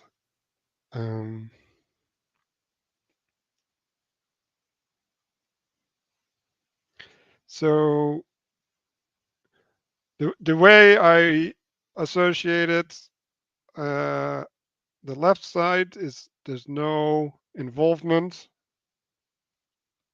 in the mediation on the left. It's and the arrow, that's where the agency is, right? That's the thing that makes things move. And that's in a circle. It's in the rotation. So the agency is in the rotating. While on the other side, we get the agency being in the mediation, right? So the arrows are straight, they're colored, right? There's a functionality of the going down that's distinct from the going up, which is still making a cycle or a whole, right? Like they're integrating, but they're, well, you see it with the arrow, right? They're manifested through work, right? So it is done actively with purpose, right? Well, rest is the release of tension, and it's allowing things to take their own place effectively, right? Like it, and that's the no agency situation again.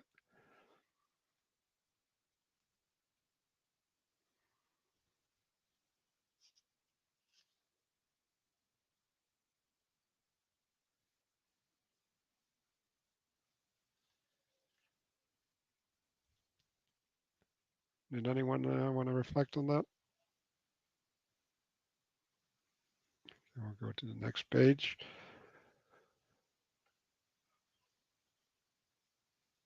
Um, so I think maybe it's important to realize, and this is maybe the assumption of the emergence people, right? So if you have this work, right? Let's just say we're establishing the hierarchy of a city, right? So we're working to establish the hierarchy of a city, right? And then we're having the state of rest or disorder, right? Then these nodes are still partaking in the city, right? They're just not at a fixed place, right? So that allows for reorganization. And I think this is what people are talking about when or appealing to when they're talking about distributed systems, right? They're basically saying, no, this reorganization is going to happen, right? But this reorganization can only happen if there's if the nodes are bound, right? And if they're informed by the principle. And so like you can't cut off the head and still have that process work. Yeah, and I wanted to note too, I guess it's kind of on the other page, but you know, the notion of work in the Bible specifically refers to the construction of, quote, space at different scales. And I think this is where a sort of trick is played with the emergence people who say, well, things happen, right? And then they often play this trick where they basically say, uh, I wouldn't have met this person if these other events hadn't occurred, right? A, that's not necessarily true, by the way. But B, something else would have happened, right? And so there's an implicit judgment that the thing that happened is better than the thing that would have happened. They don't have a way to know that, right? And that's what I mean by emergence is good, right? They're just assuming that the thing that happened was good and not accounting for all the things that didn't happen or couldn't happen or would have happened if that didn't happen. They're just those aren't on the table, and fair enough. Like that's hard to think about, but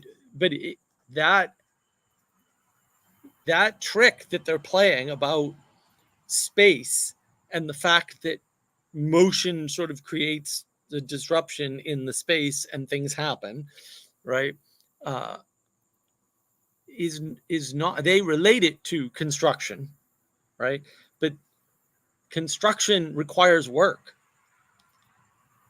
And if your work is not aimed at a telos, everything that happened is random by definition. Like that's just, but the scientific, accurate, and precise definition, right? Whether or not randomness is actually exists is a different question. But from the scientific standpoint, it's just randomness. And so we get into trouble when we don't understand that space is constructed at different layers by work, right? And we just rely on space to pre-exist or be that objective material reality, that OMR. And then people start playing tricks with that. They go, oh, see, something emerged, and therefore, right? Or they say, oh, well, that was already there, so we don't need to worry about it. It's like, no, you need to revivify the world all the time, right? Because something or someone constructed that space, and it needs to be cared for, right? And so that other space can be created, right? If through no other means than by having that template. So right, to exemplify. So that's actually really important, right? Which, and that's the same as, we go to the other page, Manuel. That's the same as the difference in the rest versus work here, right? Where you can sort of, partially disintegrate and then go back to a larger structure again, right? Once a bunch of work has happened. All right, it's the work that does it. The rest is entropy in scientific frame, and that's what happens when you don't work, right? And yeah, you can't work all the time. That's why you have a day of rest, right? Because you need time for things to settle and change, right? Otherwise, you get that negative aspect of purity that you actually don't want because it's just too expensive to maintain. Actually, I think the proper word is labor, because you're literally birthing something. Like you're taking the seed and giving it a body. In Aramaic and so on, there's like different words for work, and the most common one has to do with it's basically the same word as like being a servant, serving, like as a slave as well. Like those words are all kind of the same thing. And then there's another word which is like like laboring, and it has to do with plowing the soil. So for example, what Adam is sentenced to do is to kind of plow the soil, work the soil. That's a different word. I don't know which one this is, but I think it's probably serving, I think. Right, but so my part of my argument would be work emerges even if you're lazy, right? And you can cast that work as entropy if you want or whatever, and that's fine. But all work is not good by definition, and that's where the problem comes in with the emergence. Good, see, something happened. Yeah, something happens all the time. I'm not interested in that something happened. That's not, oh, this thing that I think is good because this relationship occurred, makes it good. And I'm like, I don't know about that, right? If you meet some random stranger on the street and you hit it off, or you meet them at a conference and you hit it off, and they end up being a serial killer and they kill you, that was not good.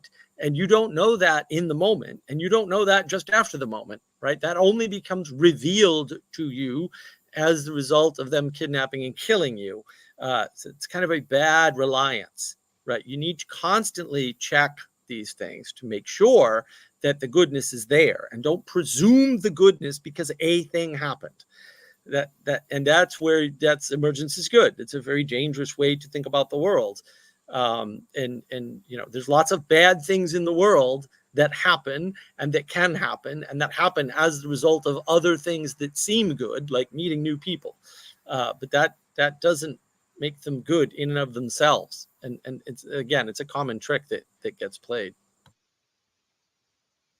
Oh yeah, and I think work is related to making functional as well, right? So something works.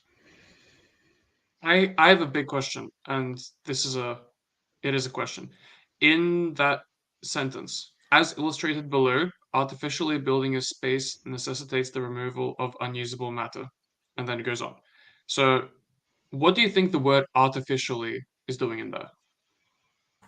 That's the human component, right? And so this is the thing I'm constantly struggling with personally, right? Is people throw around the word create and creation, and I think that's an error in language. What they're talking about is manifestation, and things that are manifested by humans. In other words, they didn't pre-exist us. They don't exist independent of us, like a skyscraper, right? Those are artificial, right? And because you get this all the time in food, right? People talk about, artificial colorings or artificial flavorings. And what does that mean? Well, obviously the flavors in and of themselves that are injected into the food or mixed with the food or whatever are not necessarily, sometimes they are, but most often actually they're not artificial, right? They're just artificial to the food, right? And so the material that they're putting together, maybe it's a cheese or something, they inject an artificial flavoring to enhance the flavor of the cheese, right? And often that's not a man-made thing. It's just another thing that isn't cheese, but is, you can get it in your garden or whatever, right? And so, what is artificiality? Well, because it can be artificial in relation, like I just outlined, or it can be artificial in actuality, where it's entirely an affectation of human behavior, right? So if I go pick an apple off the tree, there's nothing artificial about the apple, right?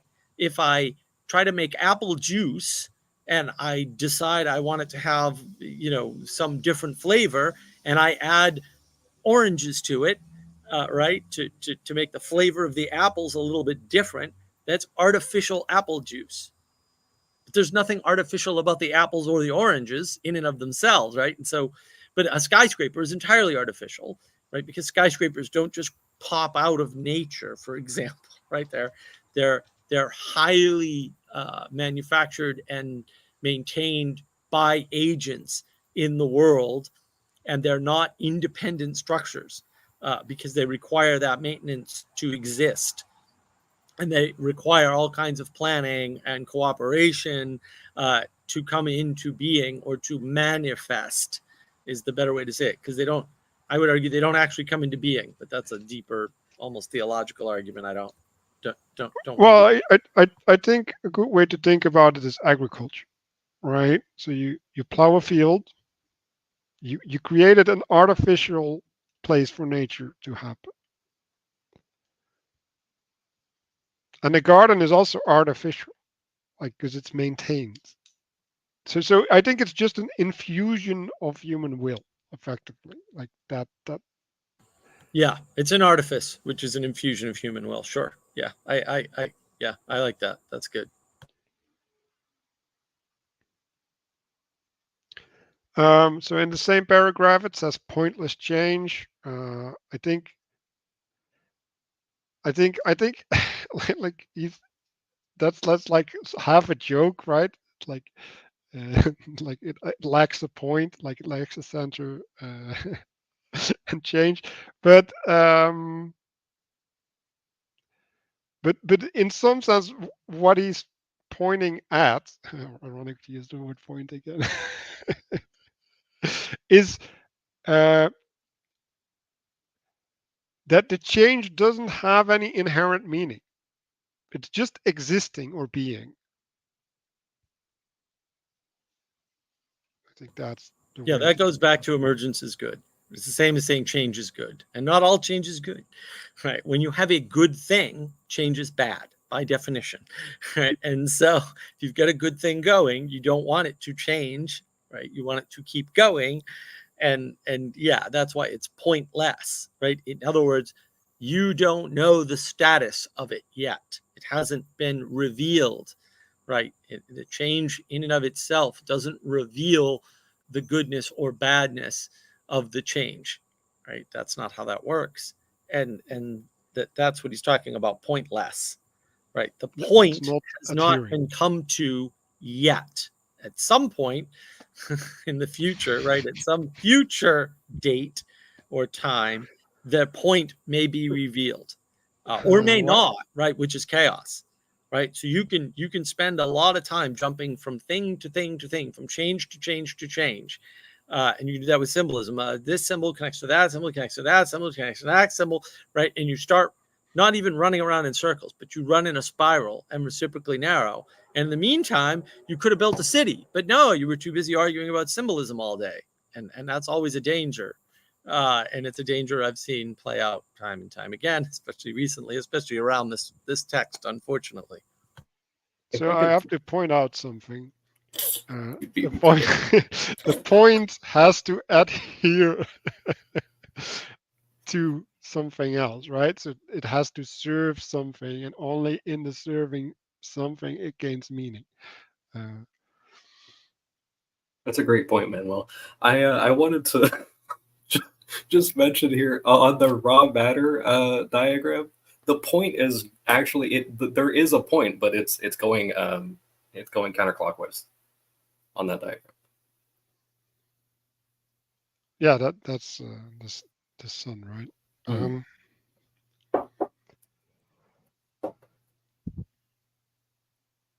The other thing that stood out to me is cyclical returns. So, like the problem is return, right? Like it implies a point or whatever. Like it implies a restoration of something that was. I just don't like that language because like at some point you just I don't know. But yeah, distraction, rest, recreation, sleep, even that. Well, restoration of what was, might be misleading unless what was or where things came from is, we'll say, pure potential, and pure potential is chaos. And right, a lot of things return to chaos. That is true. That's why they need revivification. They need an interaction with you in order to stave off the chaos. And like I understand why that would be confusing, but I think that's more what's being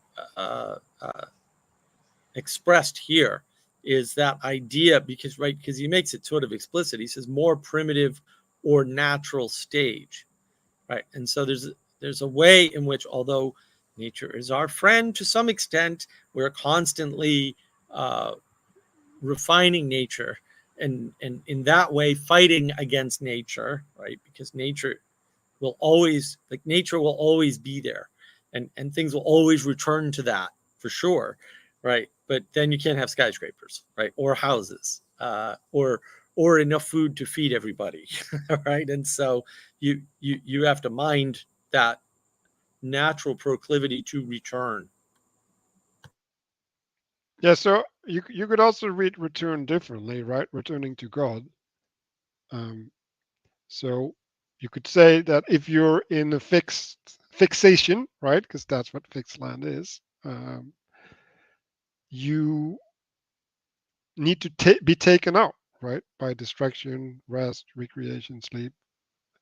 The the bond that you've established needs to be loosened at least, or even negated, so that other things can happen. So maybe that's the level that he's talking about.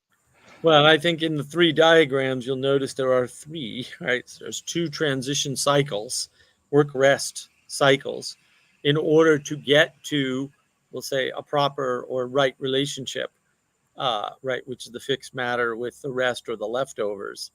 And it's not too tightly integrated as it is in the middle, for example. And that, why is that important, right? But that is important. It's the proper integration, not the pure integration or the tight integration, the proper integration, right? Where you still have a remainder. Because if the potential or the remainder isn't there, then you have nothing to draw from to renew, and you also have no way out of your structure, which means it will probably eventually break. That may take longer than you expect, but if you look around, I think you're seeing a lot of that, right? Just in the world right now. So this part maybe we want to read because I like this. The construction of space through work is often symbolized by the expansion of artificial containers. That's the amazing word, like houses or boxes that explicitly host a central identity or plan. So that's why we set a container, right? We host a plan, and only within that structure there is the ability to manifest something in its image effectively, right? Because that's what you're doing when you set an intention, right? You're trying to be an image or an expression of a principle. Um, and then conversely, the flood is the natural process of disintegration that overturns the spatial reality by toppling the erect, curving the straight, and loosening the tightly bound, right? So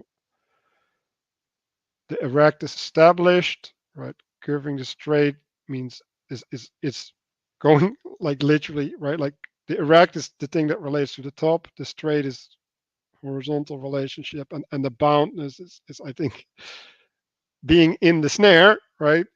So that being bound some sense makes you look down at the space because you don't have to think about the space if you're bound. It's reality. Um, like it's presupposed.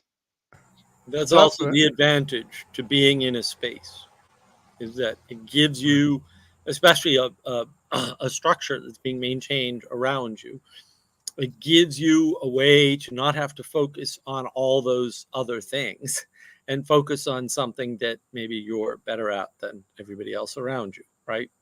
Which allows for better cooperation, right? And people often confuse, will say, lame cooperation or insufficient cooperation with proper cooperation or right cooperation, where you have a structure that you can cooperate with, right? Instead of just running off and trying to do everything on your own, right? Starting a business by yourself, right? Which may be okay, but mostly isn't, right? Or oh, I'm gonna go out, I'm gonna get some investment, and all I need is a mentor. No, you need a partner.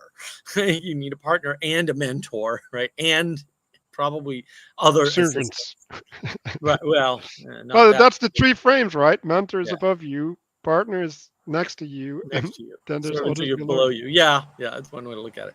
But and that might be an accountant that you pay, right? To help you or whatever. But the point is, like, doing it on your own, I mean, sure, you can do it on your own within a structure too. Like, absolutely.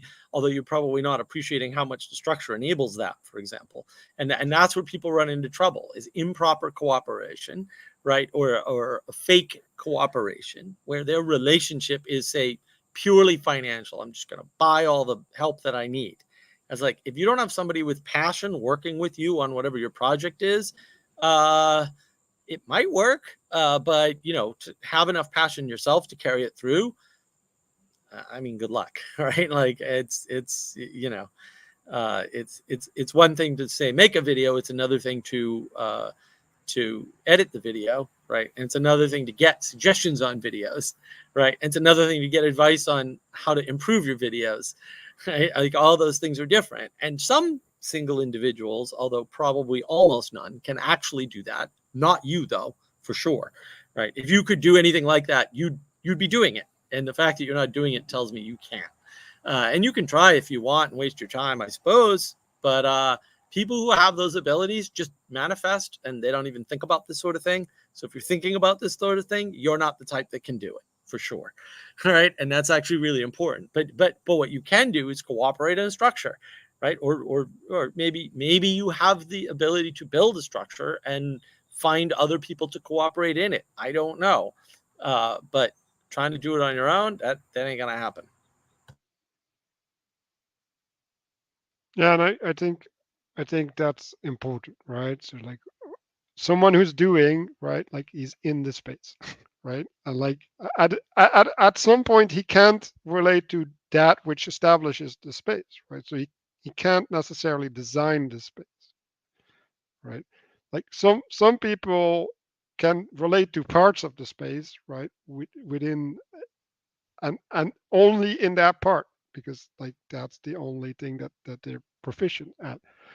Um, and yeah, so like I think having this sense, and I think this also maps really well on this uh, the top one, right? So you have people who can see the space at the white thing on top, and then the gray ones are people who can move in the space, and then the black ones are basically the workhorses that make things move at the point that they're at, right? So that there's I think maybe that's also why there's three layers in all of these things, right? Because at some in some sense you've covered the whole if you got to three. um and yeah, like maybe reflect a little bit. I think I said it last week, right? You have the head is the top, right? The middle is the heart, and the bottom is the rest of your body at some sense. And so, well, you can go through that yourself and look at the functionality of these parts, right? And whether you're participating with them, because I think that's the important part, right? Like do you have that relationality, right? Like are you are you using or employing, that's the better word, employing the agency that's there, or is that something that's just manifesting out of randomness? um yeah, so I'm gonna get to a close. Does anybody still want to bring something up?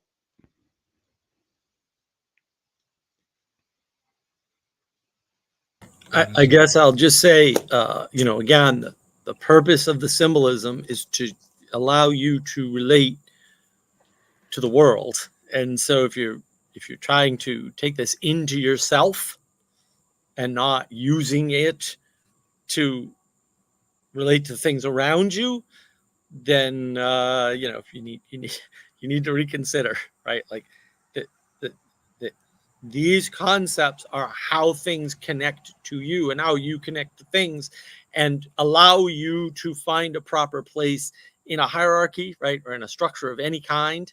And if that's not what you're using it for, then you need to reconsider. Like you need to seriously consider this isn't something for you to own and control and have for yourself, right? It's something that helps you to grow into the world without spinning out. Because again, a lot of the problems we're seeing, especially this week, are just people going completely nutty statements because other people are spinning out. And instead of realizing, oh, no, that person just spun out and they're out of control, they're saying, oh, no, this is like part of the lizard people plan, or this proves that we were right all along and you should join our side, or whatever nonsense it is. Like, the Russians gave money to this company, and then that means all of these people must have also known. It's like, that's not true. Right? And it's you can overconnect through symbolism too, right? And what you need to do is use it to relate to the world, and not use it to understand things in the world that aren't related to you. That's the most important piece. Right. So let's see. Let things speak for themselves. I'm trying to incorporate the relationship to the inside and to the outside in the reflection that we're going to do. Um, so we've taken in information, and we're going to have to find a way to make that partake in our expression. So I want to give you guys that as a framing for the reflection, and then we'll have some time to discuss insights that might have popped up.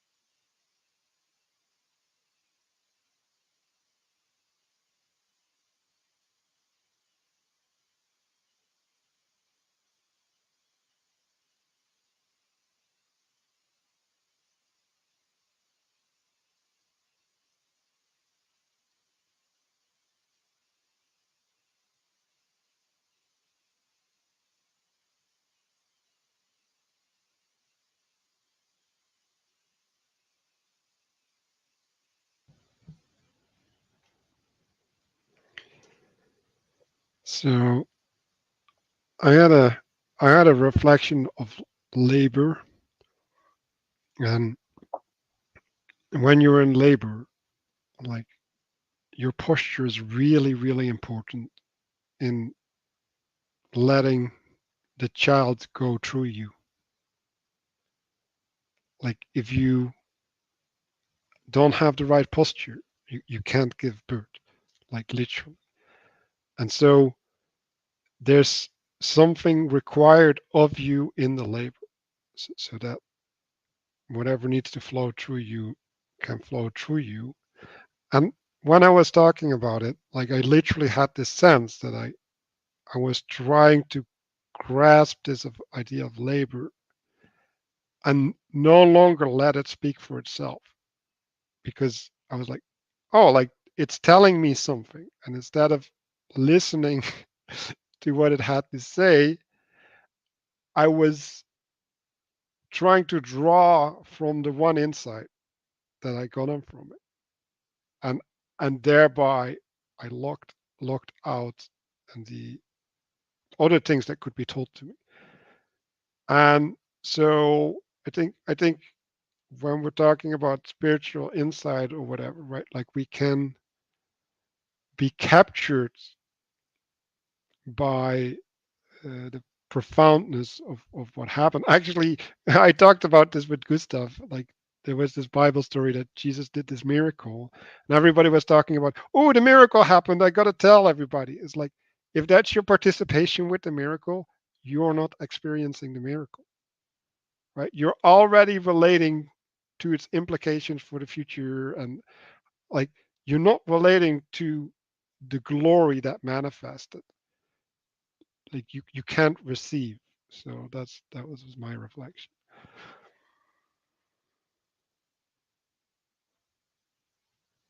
Yeah, that reminds me. Well, I go next. Sorry, I was just going to quickly mention the lepers. There's like the healing of, there was like 10 lepers, and only one came back to say thank you, and all the other ones were just focused on all the stuff that they could actually do now. You know, I just wanted to kind of buttress that. Sorry, Gustav, please go. You just brought up something else. Anyway, no, my reflection was just on yeah, my intention, which was to kind of get back into the flow of things, and yeah, and I just I'm very happy that I think I had a very busy day, and I've been quite tired, and despite that, I think that actually made it quite a little bit easier to participate. Yeah. So not much of a reflection, but that's about it. Anything else? I'll end the recording. Okay. Well, thanks everybody for watching. We'll see you next week. Homework is 42 till 47. So there we go.